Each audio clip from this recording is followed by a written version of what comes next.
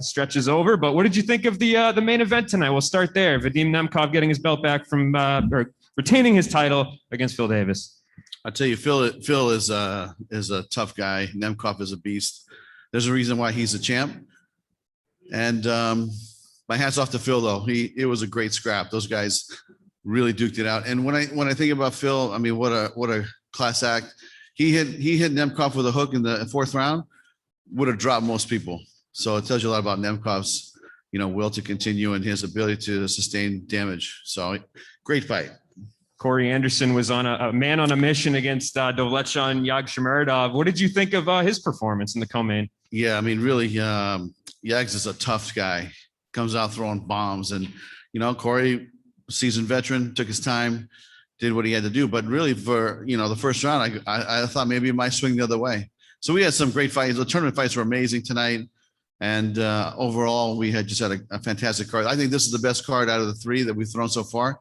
And I think they're just going to get better and better. I'd be remiss not to bring up Paul Daly versus Sabaho Masi. Where does that rank? I mean, we were talking, I think that might be the best fight since you guys started throwing events here at during the pandemic.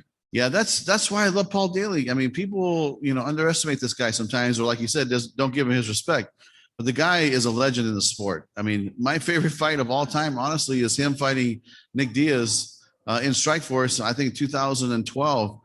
And I thought he knocked out Nick for a second there, and then Nick got up, and it was amazing. And to me, this was another performance like that. I mean, the kid he fought was really tough, and they thought that it might, that he might be the underdog. But Paul once again prevailed, and he brought it. So congratulations to Paul Daly, and another great win for a legend. I'm going to start calling him a legend now.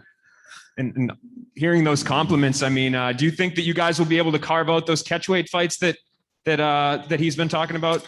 Yeah, listen, it's always awkward when the fighter's on the podium trying to negotiate, like his next purse with you when I'm sitting there watching him. Because I'm thinking in my head, you're going to make weight when we pay you more money? Well, I think we're paying you pretty well already. You should come to weight. But listen, Paul can do what he wants to do. If he wants to make a title run, we're going to open up some doors for him and try to, get him to that point. But if he wants to have some fights at 75, 70, it's up to him. Personally, I wish he'd go to 70 and really give it another shot, because this guy has power in both hands. He's fought everybody. He's never ducked anybody. And on any given day, if he punches you, man, it's over. Two more for me. Julia Budd headlined your prelims against Diana Silva. Before the fight and after, she said that she hoped to kind of cut in front of Kat Zingano in line. Where do you see the top contenders in that division when it comes to fighting the winner of Cyborg Smith? Yeah, you know what? I think you got to go check out our rankings. There you go. So, but listen, I think Kat definitely deserves to be in that top mix. I think that, I think Julia, look, she proved that she could fight Cyborg. Can she beat her again? I'm not sure. But as far as fighting and being competitive, I think she did just as good job as anybody that I've seen, recently fight Cyborg and hung in there. The fight in LA last year or the beginning of 20, so about a couple months ago, that was a brutal fight. But, Julia got her shots in, and she did some damage too. So, we'll see. I'm going to go back and shuffle the deck like we always do, and we'll come out with some great fights moving forward. Whenever Fedor's in the house, I have to ask you a Fedor question. I don't know if you saw before this event started, but I had tweeted something out about our conversation the other day and how there were different options on the table for Fedor. Josh Barnett chimed in and said that the only two options are Josh Barnett and Joshua Barnett. Did you see that? And is that a fight that you think needs to happen? I didn't see it. I didn't see it, but I'll bring it up to Fedor too, see what he thinks and what he wants to do. Again, this is going to be a big moment for him. He's got 2 fights left. I call it on our retirement tour. And honestly, I think we might have already been done with Fedor's fights by now if COVID didn't hit, because we're trying to do a fight in Europe for him, months ago. But we've been waiting for the crowds to come back, because I just don't think that Fedor should fight, his last fight in front of no crowds. I think he should be in an audience where people can really come and appreciate him and pay tribute to the legend that he is. Giancarlo. Hi, Scott. Last week you had 5 fights on the main card, and tonight 4 fights. Just curious, what did you think of the way the events were, and in terms of pacing, which do you prefer? I think pacing was really well tonight. I think that we had 4 fights on the TV card, Two of them were ended early, but we had a couple that went the distance. The last fight went 5 rounds, and I think we signed off just in time. So for the prelims, I think we were probably 10 minutes before the hour, and I think we were probably 10 minutes before the half hour that we ended the main event fights, and I think everybody's happy. And final one for me, Paul Daly, just to follow up on the other question, talked about him being the champion of the 75-pound division and challenging guys who can't make 170. Just how open are you to experimenting with something like that, like a 165-pound division, 175-pound? Do you think there's a place for that in MMA? What I will say is we're going to stick to our divisions, and I like our divisions. I think that, we have great athletes in each division competing. To make something for Paul, just to have a championship fight at 175, I'm not sure if we're going to do that, but we'll definitely give him some opportunities for him to shine and show his skills and compete and, move forward. Martina? Hello, sir. This is my first time talking with you. It's a pleasure. Just 3 questions about some Polish MMA and Polish fans that could watch Bellator now, thanks to cooperation between Bellator and public television. First of all, I would like to know something about cooperation between your organization and Polish KSW. There were some talks between you about matching Paul Daly with Roberto Soldic, our Polish Croatian welterweight champ. Is it still on the table or maybe not? And if not, why? Yeah, we have a good relationship with KSW, and I've known them for a very long time, over 10 years now, and they do a great job. And we talked about doing something together, and the door is always open. We just couldn't put it together financially to make it work for everybody. But in the future, if there was an opportunity that made sense for all parties, we definitely would do it, because we do co-promote with other, brands across the world. So to me, it just has to make sense on a fiscal level. We'll take a couple more. Santiago? Hi, Scott. Greetings from Amsterdam and congratulations on a beautiful night of fights. You just announced the fight between Lima and Amasov for in June. How many more events are you planning to have in June? And is a Gegard Mousasi title defense in your plans for June? Well, the thing is, you're going to have to wait maybe another week or so before we announce some more fights. So I want to hold off on making a commitment on who's going to fight next. But I'm excited about this Amasov fight with Lima. As you guys know, Amasov is a beast. He's a killer. He has amazing striking, wrestling, jiu-jitsu. And so I'm excited to see him fight. And Douglas Lima is, he is a tough kid, and he is definitely somebody that, has proven himself in the cage over and over. And being labeled as one of the dangerous fighters right now for Bellator. So I think Douglas is going to have a great fight. He's going to have his hands full. I think Amasov is going to have his hands full, and it's going to be another great war. I think we're going to see an amazing fight on June 11th. I'm really enjoying these events in Uncasville, but we also want some MMA on primetime in Europe. When do you think Bellator is going to resume with the very successful European series events? Mm-hmm. My guess is as we start traveling here in the U.S. and as a travel ban opens up for us to travel around the world, then we'll be able to come there and throw fights. We do have plans to continue traveling internationally and doing fights. So it might be sometime in the late summer or it might be in the fall, but we will be there before the end of the year. Darren? Thanks for having me. Scott, congratulations on a wonderful event, continuing a streak of wonderful events. Two-parter, and the first question is the Showtime partnership, everything going as planned? I'd imagine that everything is, but curious to hear more about that. And the second part is, how long are you planning to being at Mohegan Sun for? Is this a long-term deal or something that goes month to month? I'll tell you, we were here since July. So we've been here almost, 9 months, 10 months.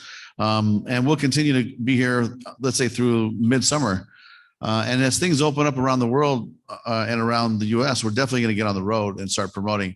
But I do think that you'll see us here at the Mohegan Sun with audience coming into the hotel and coming into the arena here. So I believe that this by, the second fight, maybe by Chris Cyborg's fight, against Leslie Smith. You might see some audience. It might be a small percentage of the venue capacity size. But we're going to work with the COVID task force from Viacom. We're going to work with the casino. We're going to work with the state, and we're going to make sure that we do it under the rules and regulations and the guidance of everybody. But I do believe that by the end of May, you'll see us here with a small audience as we can move forward into, the further months like, June, July, August. The capacity will grow. And I do believe that, by the end of the year, I think it's going to be full capacity everywhere, hopefully. And then we'll start traveling as soon as we can. And the Showtime partnership is going as amazing as planned.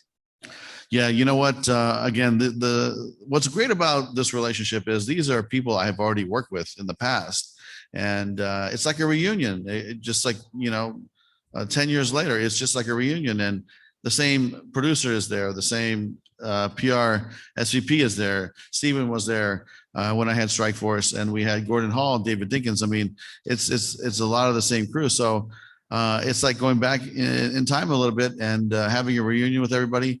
And I think that if you look at their storytelling, I think they do it better than anybody else. And honestly, those feature pieces that they built and that I've seen rolling out on the broadcast are just phenomenal. And they know how to tell a story, and they know how to paint a picture. And I think that's a great addition for the Bellator production. Donna?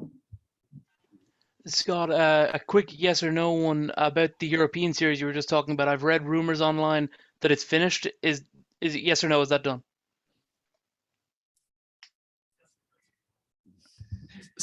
Say that again, Donna? Is the European series done or no? Done?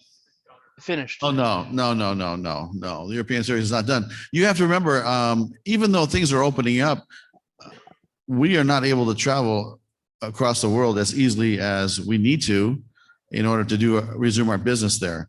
But I do believe that in the European time zone, before the end of the year, you're going to see, 3-4 fights there, in different countries and different cities. I do believe we'll go to a couple cities we haven't been before. But as far as it being done, no, we spent a lot of time. We signed a lot of fighters. We owe a lot of fighters fights there that we're going to honor. And we're creating a game plan. Well, actually, we already have a game plan right now. And when we're able to execute it, we're going to go full steam. I got a lot of response on Twitter yesterday when I talked about your next card, Bellator 258. I said it was an obscenely good card. It's the kind of card that I believe you probably could have snuck onto Showtime pay-per-view. Maybe it's got that level of star power. Unfortunately, you've lost one of the big fights.